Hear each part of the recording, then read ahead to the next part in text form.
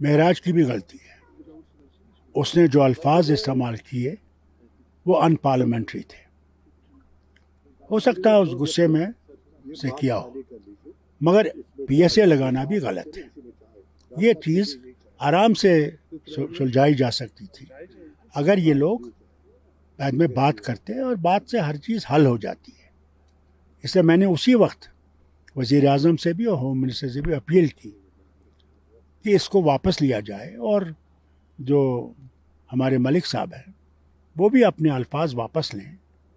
اور غلطی کی گرما گرمی میں ہو جاتا ہے، اور یہ سب سے بہترین طریقہ ہے اس کو سلجھانے کا. نہیں تو سارا ڈوڈا اس وقت الجھا ہوا ہے، اور اس کو ختم کرنے کے لیے طاقت کا استعمال کرنا ضروری نہیں ہے، ہمدردی اور پیار کی ضرورت ہے.